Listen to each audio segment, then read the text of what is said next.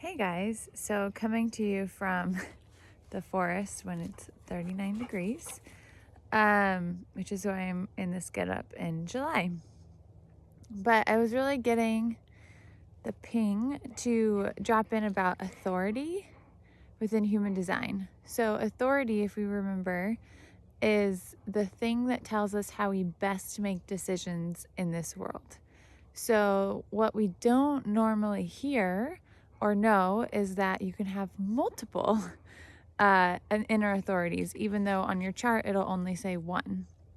So it really just depends on what you have defined in your chart, which will tell you essentially how many different kinds of authorities you have. However, the one that is listed on your chart will be the one that's the most dominant. Although I have a little bit of a thing when it comes to generators and manifesting generators, because they always have to come back to their sacral.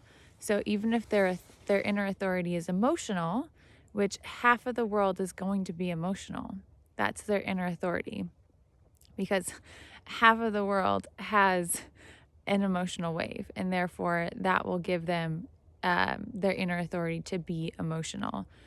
But for generators and manifesting generators, they also have their sacral defined always, because that's what makes them a generator or manifesting generator. And therefore, yes, they need to write out their wave, but they always need to come back to their sacral in order to make the decision that they're trying to make in that moment. But there's essentially 7 different authorities that you can have. And like I said, you can have multiple. So there's splenic, there's sacral, there's emotional, there's heart or ego, which can have kind of 2, manifested or projected. And then there's self-projected or like G center, identity center authority. And then mental projectors, who are projectors that only have defined centers from their throat up. It'll say none, and they really have what we call sounding board authority. And then reflectors, they have no defined centers, right? So they have no inner authority. Their strategy is essentially what guides them on how to best make their decisions, but they don't have anything defined. Therefore, they don't have the same kind of inner authority that the rest of us do as solar beings. So, like I said, you can have multiple, and it's important to understand which ones you have at play in your chart so that you can lean into them more and not just pay attention to the one that is listed.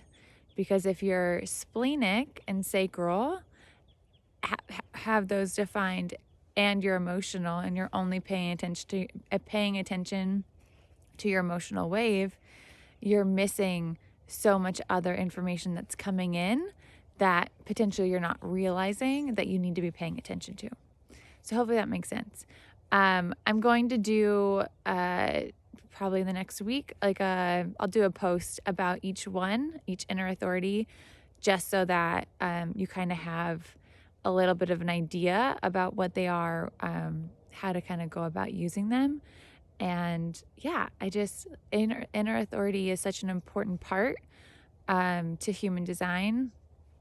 And it's not every projector is going to be this inner authority. It's not like strategy.